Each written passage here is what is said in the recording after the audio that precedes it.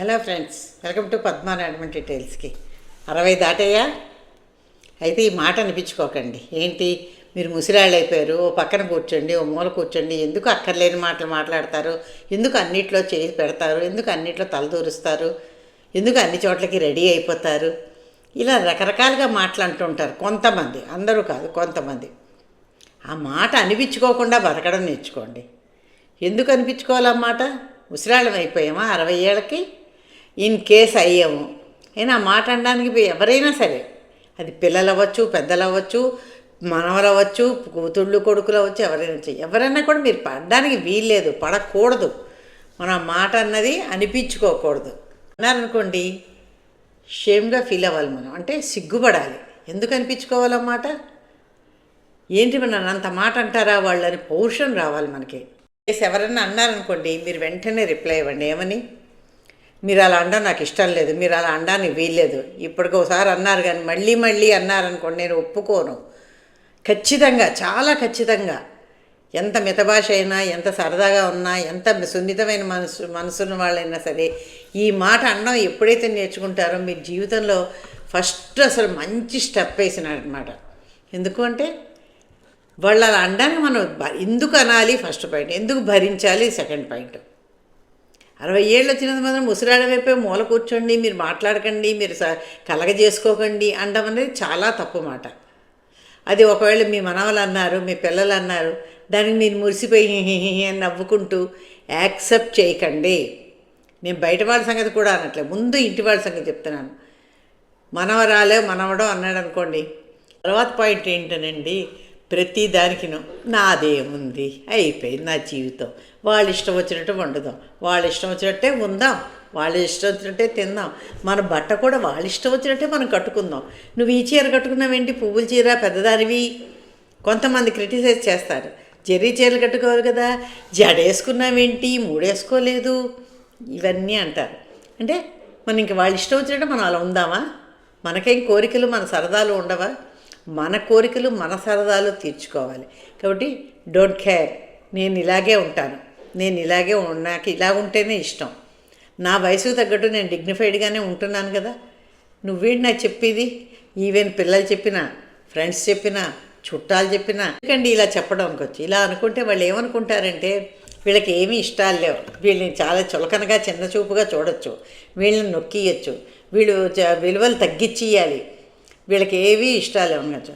అందుకని ఇలా చెప్పాలి. ఇంకా చెప్పాలి, ఏం చెప్పాలి తెలిసిన మనం, అందుకు వాళ్ళకి ఆ సమానం చెప్పాలి. కానీ ఇంకా ఏం సమానం చెప్పాలి తెలిసిన, నాకు కొన్ని ఇష్టాలు ఉన్నాయి, నా కోసం నేను బతుకుతున్నాను, మీ అందరి కోసం నేను బట్ట కట్టట్లేదు, మీ అందరి కోసం పూలు పెట్టుకోవట్లేదు, మీ అందరి కోసం నేను నగలు పెట్టుకోవట్లేదు, నా సరదాలు నాకు ఉన్నాయి, నేను నలుగురిలో గౌరవంగా ఉండాలనుకుంటున్నాను, డిగ్నిఫైడ్గా ఉండాలనుకుంటున్నాను, దానికి తగ్గట్టు నేను రెడీ అయ్యాను, మీకేమిటి ప్రాబ్లం, నా ఇష్టాలు నన్ను వదిలేయండి ప్లీజ్, నన్ను మళ్ళీ నా ఇష్టాల్లో మీరు తలదోచకండి అని ఖచ్చితంగా చెప్పండి అని మన ఇష్టాలు మనం నెరవేర్చుకోవాలి. అలాగని ఓ హైఫై బడ్జెట్లో, అంటే మీ బడ్జెట్ బట్టి రండి, హైఫై బాగా డబ్బున్న వాళ్ళైతే హైఫైలు వెళ్ళండి.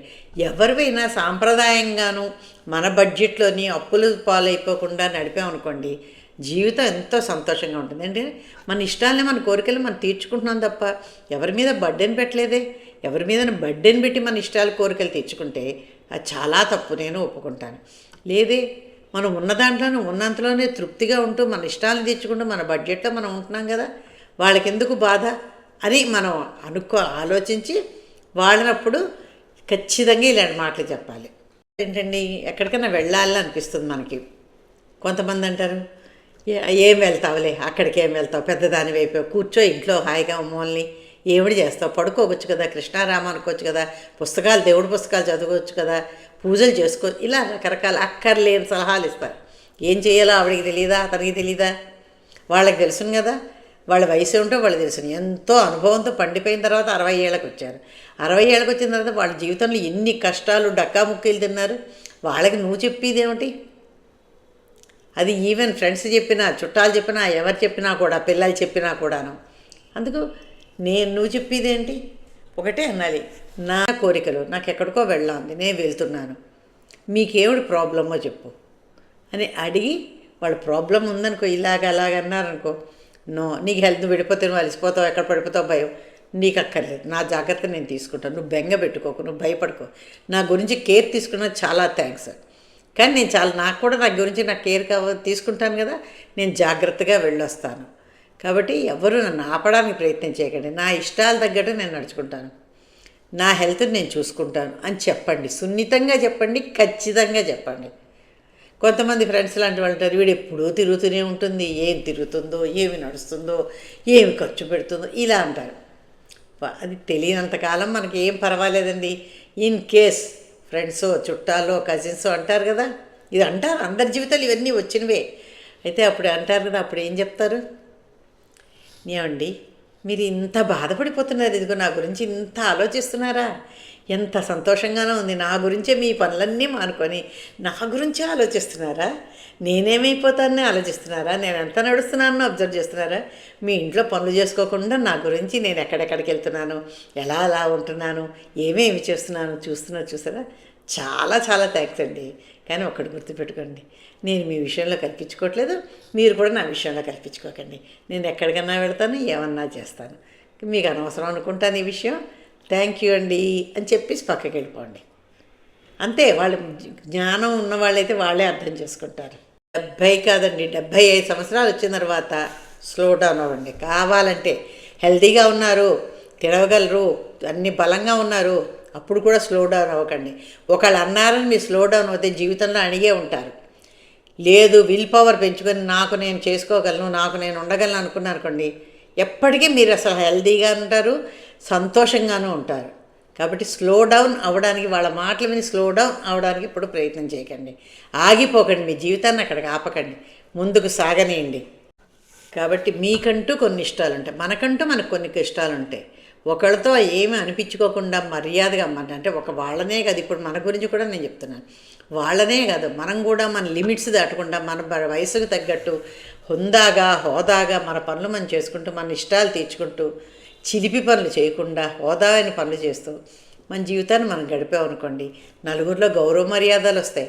మన్ని ఒక ఆదర్శంగా తీసుకొని మిగిలిన మన వెనకాతల వాళ్ళు కూడా, మన తర్వాత వయసు వాళ్ళు కూడా మనతో పాటు రావడానికి ఆవిడ ఇలా చేశారు, చాలా చక్కగా డిగ్నిఫైడ్గా చక్కగా సక్సెస్ అయ్యారు కదా, మనం కూడా వెళ్దామని వస్తారు.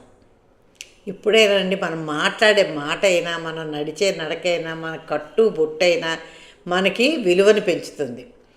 ఈ మూడు సరిగా లేనప్పుడు మన విలువను పెంచేది సరిగా దిగజారుస్తుంది. కాబట్టి ఇంకోటి ఏంటంటే, మీ దగ్గర ఏమాత్రం డబ్బులున్నా ఊరికినే వృధాగా ఖర్చు పెట్టడం, వీళ్ళకి వాళ్ళకి దానాలు చేయడం, లేకపోతే వీళ్ళకి వాళ్ళకి ఇవ్వడం చేయకండి. మీ చేతిలో ఎప్పుడు కూడా ఒక లిక్విడ్ క్యాష్ చేతిలో పెట్టుకొని ఉండండి. మీకేమో బయటికి వెళ్తే ఓ మాజా తాగాలనిపిస్తుంది, ఒక అరటిపండు తినాలనిపిస్తుంది, ఏదో ఇంకేదో తినాలనిపిస్తుంది, నాకు డబ్బులు ఇస్తావా, నేను కొనుక్కుంటానా, తింటాను అని అడిగిన, బయటికి వెళ్తున్నాం కదా, నాకు ఏమైనా డబ్బులు ఇస్తావా, తినాలి కొనుక్కోవాలి అని అడిగే స్టేజ్ తెచ్చుకోకండి. మీ డబ్బును మీరు చాలా జాగ్రత్తగా పొదుపుగా ఖర్చు పెట్టుకుంటూ, అత్యవసరంగా మీకు కావలిస్తేనే మీరు ఖర్చు పెట్టుకోండి. అనవసరమైన దాన ధర్మాలు, గుడికి వెళ్ళాము, ఆ పూజారి కనిపించాడు, అతనికో 1000-2000 ఇచ్చేయడం అక్కర్లేదు. ఇవ్వచ్చు, ఎంత 100 ఇవ్వండి, 50 ఇవ్వండి, దండం పెట్టండి. గుళ్ళో 10 ఇవ్వండి, 20 ఇవ్వండి, దండం పెట్టండి. ఉన్నాయి జేబులో అన్ని, పర్సులో డబ్బులని పడేసి మీరు బికార్లు అయిపోకండి, విలువ పోగొట్టుకోకండి. ఇలా చెప్పుకుంటూ వెళ్తుండండి, ఇంకా చాలా పెద్ద వీడియో అవుతుంది. కాబట్టి ఇక్కడతో ఈ వీడియో ఆపుతున్నాను. నిజంగా 60లో ఉన్న వాళ్ళందరూ కూడా ఇది ఆలోచించవలసిన విషయం. అవునా కదా, కామెంట్లో పెట్టండి, నాకు సపోర్ట్ చేయండి. Thank you.